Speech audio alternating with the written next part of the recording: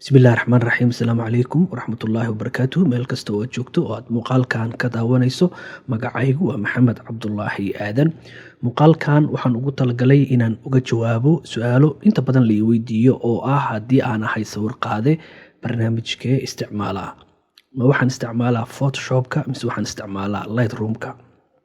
Haddaba waxaan rabaa inaan muuqaalkan idinkugu soo gudbiyo. Kadib marka muuqaalkan aad dhammaysatana adigu aad go-aan ka qaadato midkii aad isticmaali lahayd iyo haddii labadoodaba aad isticmaali lahayd. Marka hore, barnaamijka Lightroomka waa barnaamij ay isticmaalaan dadka musawirada qaada. Sababtuna waxay tahay waa barnaamij aad u fududeeya in qofku uu isla markiiba wax ka badbedelo marka ay noqoto dhinaca midabada iyo marka ay noqoto inuu crop ku sameeyo kale si degdeg ah isagoo isticmaalaya barnaamijyo kale oo horey u diyaarsanaa oo ugu jira qaybta presetka ugu jira ama qaybta kaydka lagu kaydiyo midabada horey loo sii diyaariyey. Sidoo kale barnaamijka Photoshopka isaguna waa barnaamij kale oo uusan inta badan ka maarmin isla Lightroomka uusan ka maarmin, oo aan ku tusi doono sababta uusan uga maarmin iyo xilliga ay tahay inaad isticmaasho Photoshopka iyo waxa loo isticmaalo. Marka hore waxaan rabaa inaan ku horumarno qaybta Lightroomka. Hortiina waxaa yaalla musawir aan kol hore qaaday. Sida aad u jeedo musawirkaana waxaa ka muuqda space badan ayaa qaybtan ka muuqda. Marka kama maarmaayo inaan ku sameeyo wax loo yaqaano crop. Sidaa daraaddeed waxaan isticmaalayaa isla Lightroomka.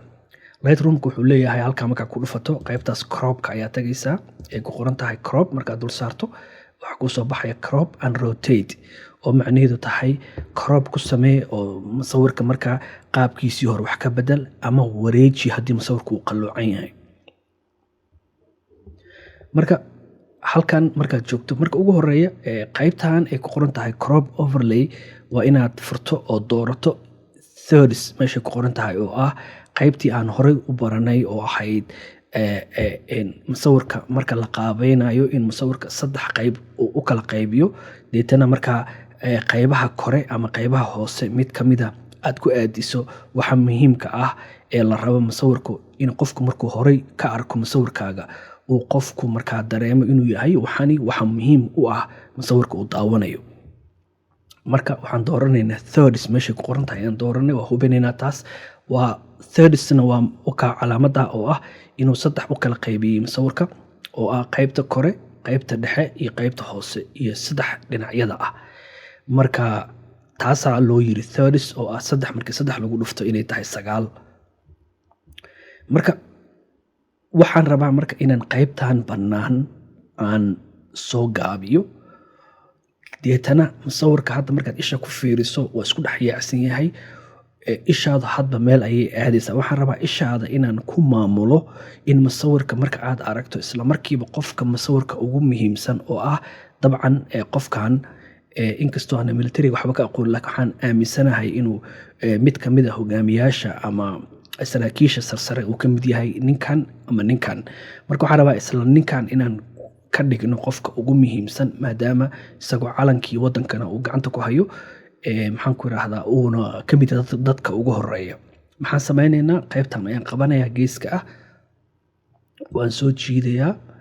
Deetana eeg marka waxaad isha ku haysaa qaybtaas dhexda ah ama dhex bartamaha ah ee calaamaduhu ay iska goynayaan ayaan rabaa inaan madaxiisa ku aadiyo. Marka waa wadayaa, ishana waa ku hayaa. Halkaa markay tahay koofidiisan ku aadiyso uma jeedid, waa sii daynaya. Marka haddaan rabo inaan qaybta kore aan soo yareeyana iyadana waa soo yareynayaa. Markaas calankana gantiisa inaan jara ma rabo. Marka sidaa u jeedo qaybtii isku tallaabta ahayd waxay ku aaday koofidiisa meel fiican ay ku aaday. Qasab maaha inaad isha ku aadisid, sababtoo haddaa hoos u dhigno lugihiina waan jaraynaa. Calanka gantiisaasna inaan jarno ma rabno. Waxaan rabnaa waxa inay ka muuqdaan. Taa waa sameynay. Waxaan kaloo rabaa inaan ninkan ay qayb ka go'an tahay inaan qariyo. Sidaa ogtihiin inta badan waxaan aad uga taxadarnaa markaan nahay sawir qaadayaal in musawirkaaga ay ka muuqdaan qof xubnihiisa qayb ka mid ay go'an yihiin. Marka ninkan dhan waa qarinaynaa.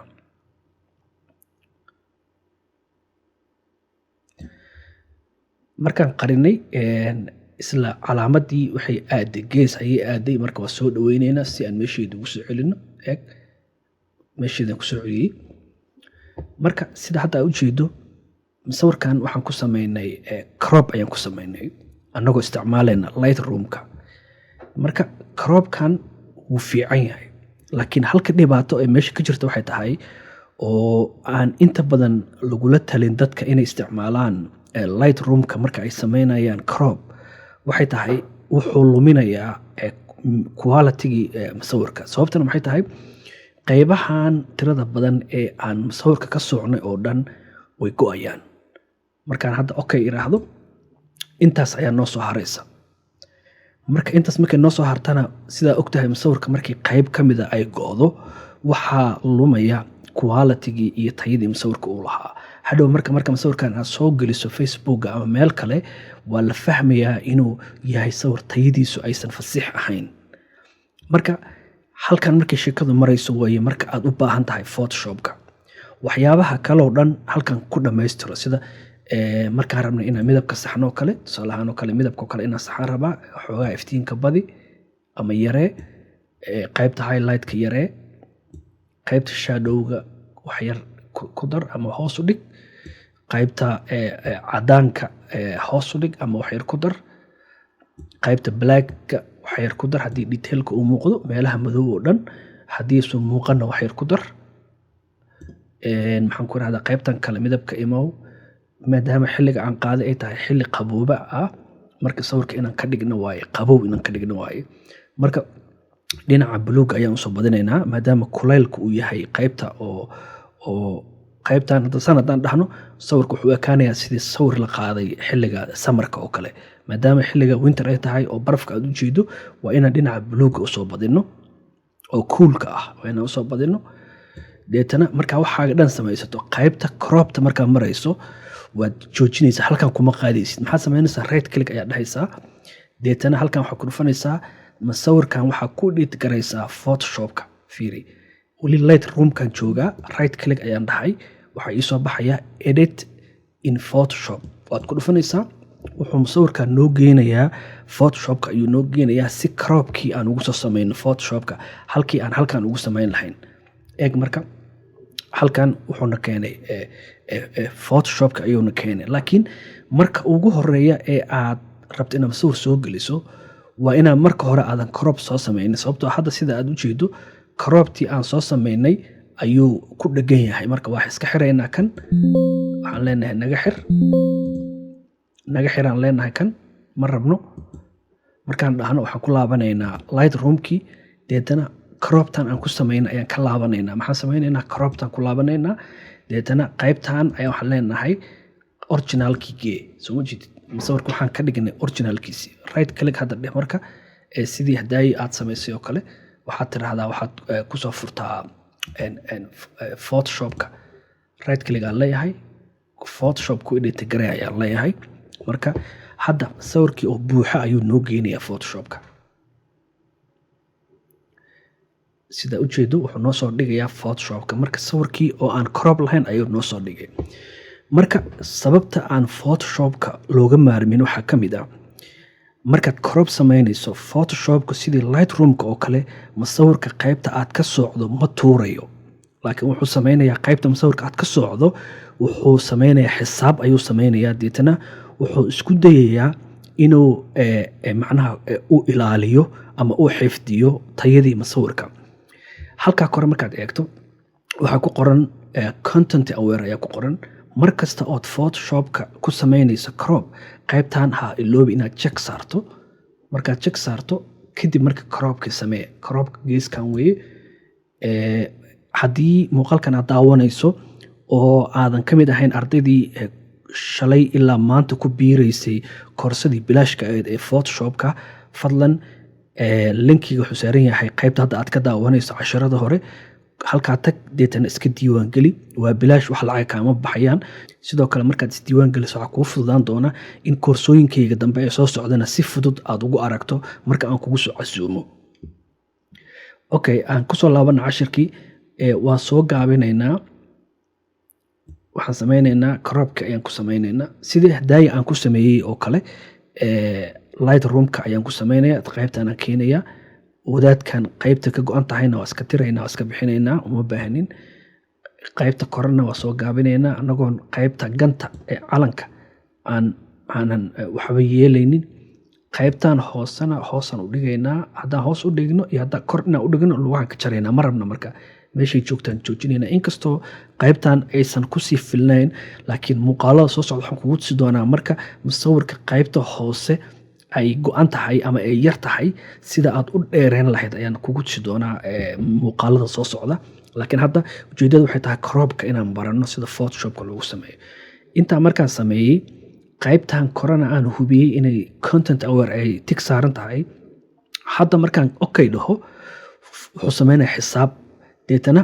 musawirkii crop ayuu noogu sameeyey markuu crop noogu sameeyeyna wuxuu kaloo sidoo kale sameeyey inuu macnaha uu ilaaliyo inaysan qualitygii lumin sababtoo ah waxaa noo dooran content aware halkaa markay joogto lugtaas meesha ka muuqata oo kale waa waxyaabaha uu photoshopka mucjisada ku yahay lugtaas yartaa meesha ka muuqatana waxaan rabaa inaan meesha ka saarno waxaan leenahay soo dhaweey lugtaas inaan la arko lama rabo kadibna waxaan tagaynaa qaybtay ku qoran tahay spot healing tool laakiin waxaan ka dooranaynaa qaybta batch tool ay ku qoran tahay wuxuu kamid yahay meelaha aad ku baran doonto cashirka photoshopka ee bilaashka ah deetana lugta agteedaan dooranaynaa markaan doorano afka markaan usoo dhaweeyo ayaan sii daynayaa deetana lugtan waa soo jiidaynaa meel bannaan ayaan dhigaynaa markay qarsoonto waa sii daynaynaa marka sida ujeedo shaqo fiican ayuu sameeyey marmarka qaar waxyaabo yar oo madow markuu ku reebo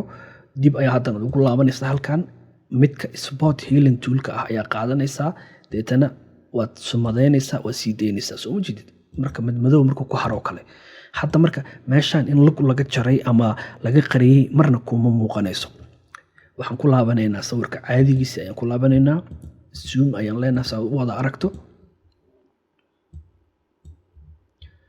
waa soo dhaweysanaynaa saa u aragto halkan waxaan ku hayaa sawir kale oo uu qaaday sawir qaade cali ducaale uu qaaday oo kale oo ii soo diray oo aan rabo inaan kugu tuso cropta faa'iidada ay leedahay oo kale sida hadda sawirkan quruxda badan aad ugu jeedo meesha yaalla wax walba waa saxan yihiin shaqo fiican ayuu cali qabtay sida ujeedo qaybta ay cirka iyo iska galaan iyo biyaha waa siman tahay haddaan rabin inaan hubino inay siman tahay croptan ku dhufanaynaa deetana hal mar ayaa farta ku qabanaysaa waxaad arkaysaa haddaan rotate ku sameeyo eeg soo ujeedi haddaan rotate ku sameeyo hadduu qalloocnaan lahaa saasuu ahaan lahaa hadda inuu saxan yahay waa ujeedaa sawirka waa saxan yahay markay noqoto horizonka markay noqoto ama meesha ay iska galayaan cirka iyo biyaha meesha iska galayaan laakiin waxaan rabnaa sawirkan inaan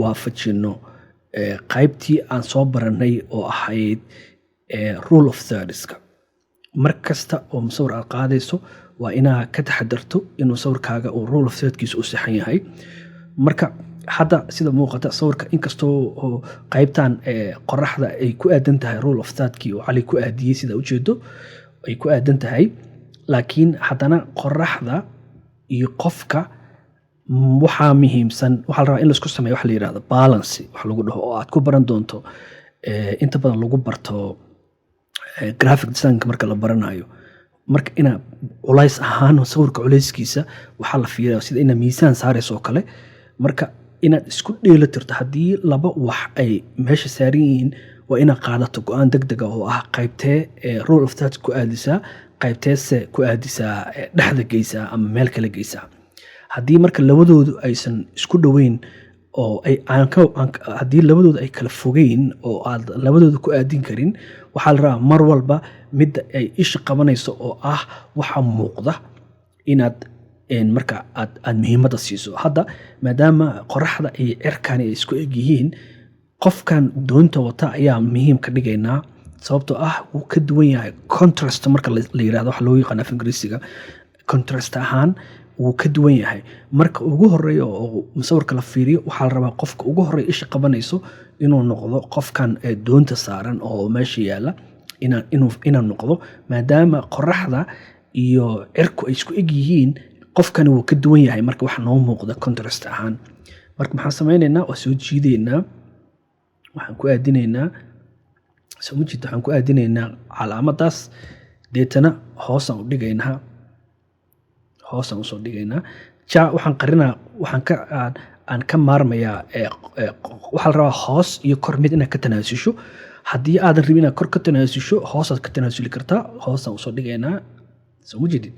Hoostaan usoo dhigno waxaan luminaynaa, qofka ayaa hoos naga aadaya. Marka waa inaan qayb ka mid a cirka, daruurtaas quruxda badan, waa inaan xoogaa ka tanaasulno. Wax yar soo dhaweey, qasab maaha inaad ku aadisid, maahan. Halkaasoo kale markuu joogo uu u dhow yahay meeshii kala barka ahayd, halkaasoo kale markuu joogo ayaan joojinaynaa. Halkan eeg, marka waxaa soo baxaya backgroundkii, sababtoo ah waxaa noo dooran content aware. Marka dhib ma lahan. Markaan okay dhaho, waxa dhacaya eeg, Photoshopka asaga noo buuxiyey musawirkii qaybtii hoose oo backgroundka uu noo buuxiyey. Marka hadda qofkani wuxuu ku aadan yahay, markaan kala siiyo wuxuu ku aadan yahay, u dhow yahay qaybta isku tallaabta ayuu u dhow yahay. Marka muhiimadda taas weeye. Markaad crop samaynaysid, waxaad ku samaysaa Photoshopka ku samee. Markaad Lightroomka aad rabtana midabada inaad saxsaxdo oo aad isticmaasho midabkeeda aad wax ka bedeshana, waxaad isticmaashaa Lightroomka isticmaal. Laakiin ha ku ekaanin keliya Lightroomka. Markastoo crop samaynaysidna waxaad isticmaashaa Photoshopka. Cropta waa muhiim, sababtoo marka qaar waxaa laga yaabaa inaad waqti u haynin aad musawirka framekiisa aad ku saxdo. Cropta waxay kaa caawinaysaa inaad musawirka dib aad u saxdo. Intaas ayaan kusoo gabagabeynayaa. Haddii aadan iska diiwaangelin koorsadii bilaashka ahayd ee Photoshopka, waxaan ku oran lahaa iska diiwaangeli hadda. Intaan dib dambe u kulmi doono, sidaa ay nabadgeliyo.